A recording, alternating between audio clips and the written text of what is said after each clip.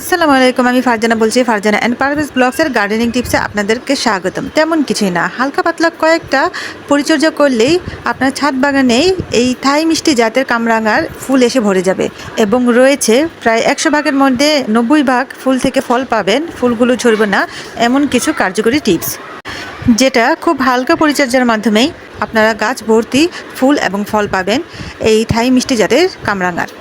তো আজকে এই বিষয়টি নিয়ে আপনাদেরকে আলোচনা করব কিভাবে ছাদ বাগানে থাই মিষ্টি জাতের এই কামরাঙা চাষ করতে পারবেন খুব সহজে হালকা কয়েকটা পরিচর্যার মাধ্যমে। এই থাই মিষ্টি জাতের কামরাঙার গাছটা আমি প্রায় 3 বছর আগে নার্সারি থেকে কিনেছিলাম 400 টাকা দিয়ে, এবং তখন এই গাছে কিছু ফুল ছিল। ফুল অবস্থায় আমি এই চারা গাছটা কিনেছিলাম। গাছ বাসায় এনে লাগানোর পর সেই ফুলগুলো আর টিকে নেই, কারণ আমরা জানি যারা ছাদ বাগানিরা আছি যে প্রথম বছর আসলে গাছ থেকে ফুল বা ফল পাওয়ার আশাটা খুব একটা করা যায় না। তো পরের বছর আমি যেই ড্রামে লাগিয়েছিলাম, ড্রামটা কিছুটা গাছের তুলনায় ছোট হয়ে গিয়েছিল। তো পরের বছরও ফুল এসেছিল, কিন্তু এরকমটা আসেনি, সেই ফুলগুলো ঝরে পড়েছে। তো তৃতীয় বছর আমি চিন্তা করলাম গাছ ট্রান্সফার করব এবং গাছের ডালপালা যা আছে সব ছাঁটাই করে দিব। তো এটা আমি কয়েকজনের কাছে শুনেছি, কামরাঙা গাছের ডাল যদি প্রতি বছর বছর ছাঁটাই করে দেওয়া হয়, কেটে দেওয়া হয়, ছোটো করে দেওয়া হয়, তাহলে সেই গাছের বৃদ্ধি আরও দ্রুত হয় এবং ফুল ও ফল খুব ভালো আসে। তারপরও শিওর হওয়ার জন্য আমি নার্সারির অভিজ্ঞ কিছু লোকদের কাছ থেকে জিজ্ঞেস করি বিষয়টা, এবং তারা আমাকে বলে হ্যাঁ, ডালপালা কেটে দিলে কামরাঙা গাছের গ্রোথ ভালো হয়, কিন্তু কিভাবে কাটতে হবে সেই বিষয়টা আর সেই নিয়মটাও তারা আমাকে বলে দিয়েছে, যেটা আপনাদের সাথে আমি শেয়ার করব।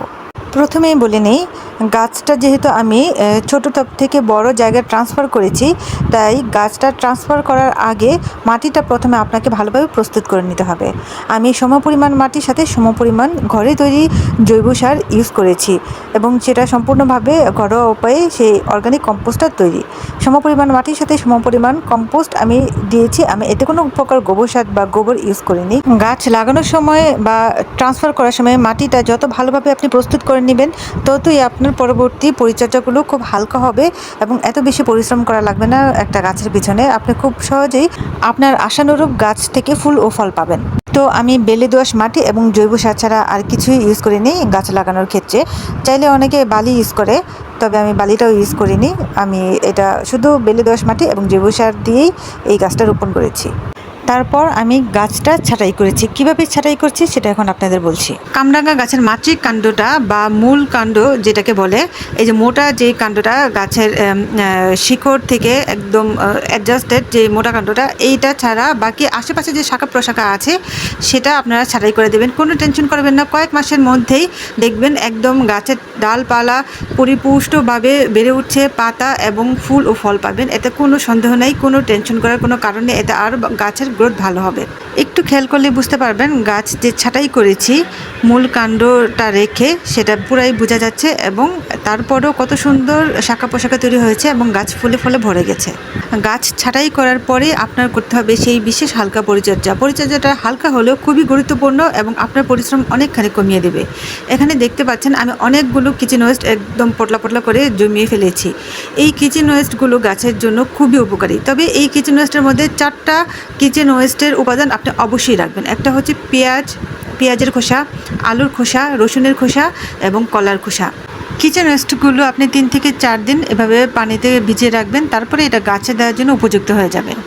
আপনি যত কিচেন ওয়েস্ট দেন না কেন, এই 4টা উপাদান আপনি অবশ্যই রাখবেন কামরাঙা গাছে দেওয়ার জন্য। আমি প্রতি সপ্তাহে একবার করে এই কিচেন ওয়েস্টের পানি একদম কিচেন ওয়েস্ট সহ কামরাঙা গাছে দিয়ে দিই। এভাবে আমি দিয়ে দিই, আমি কোনো পানি মিশাই না।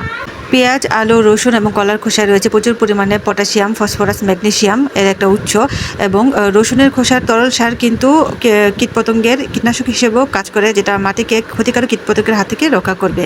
আর কলার খোসার তরল সারটা আপনার প্রচুর পরিমাণে গাছে ফুল আনতে সাহায্য করবে, এবং পটাশিয়ামের একটা মূল উৎস হচ্ছে কলার খোসা এবং আলুর খোসাও। তাই এই 4টা উপাদান অবশ্যই আপনার কিচেন ওয়েস্টের মধ্যে রাখবেন এবং প্রতি সপ্তাহে একবার করে দেবেন। সেটা অবশ্যই বিকালের দিকে দেবেন। চাইলে আপনারা সমপরিমাণ পানি অ্যাড করতে পারেন, না করলেও কোনো সমস্যা নেই। আর কিচেন ওয়েস্ট সহই গাছের গোড়ায় এইভাবে দিয়ে দেবেন। এতে করে গাছের গোড়া অতিরিক্ত খরার কারণে গাছের গোড়াটা খড়খড়ে হয়ে যাবে না, মাটি ঠান্ডা থাকবে। আর কিছু কিছু দেখছেন ফুল এবং ফল পড়ে যাচ্ছে, এটা হচ্ছে একটা ন্যাচারাল ড্রপ, এটা স্বাভাবিক, এটা সব গাছের মধ্যে হয়। সব কয়টা ফল বা ফুল কেউ যদি বলে 100% থাকবে, এটা একদম ভুল কথা। একটা ন্যাচারাল ড্রপ আছে।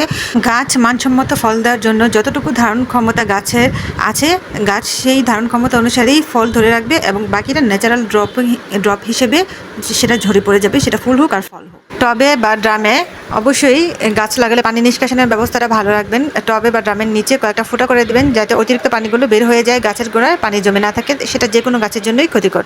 এইটাই আমি হালকা পাতলা এইভাবেই পরিচর্যা করে আসছি, এর থেকে বেশি কোনো পরিশ্রম আমি দিই না এই কামরাঙা গাছের জন্য। এইভাবেই এই ফুল আল্লাহর রহমতে ফুল ও ফল বেশ এসেছে এবং এটা টিকার মতোই বোঝাই যাচ্ছে। দেখতে পাচ্ছেন ফল চলে এসেছে, গুটি বেঁধে গিয়েছে, অনেকগুলো গুটি বেঁধেছে। আবার এই কিছু ফুল রয়েছে, এগুলো থেকে গুটি বাঁধবে। আচ্ছা, আরেকটা কথা বলে রাখি, যেটা হচ্ছে কীটনাশক। কীটনাশক যদি আপনারা স্প্রে করতেই চান, তাহলে যখন দেখবেন একটা দুটো ফুল চলে এসেছে, তখনই গাছে কীটনাশক স্প্রে করে দেবেন। ফুল আসার পরে যদি আপনারা কীটনাশক স্প্রে করেন, উপকারী কীটপতঙ্গ, মৌমাছি বা মাছি, যেটা গাছের পরাগায়নের জন্য খুবই উপকারী, সেই উপকারী কীটপতঙ্গগুলো কিন্তু আর আসবে না।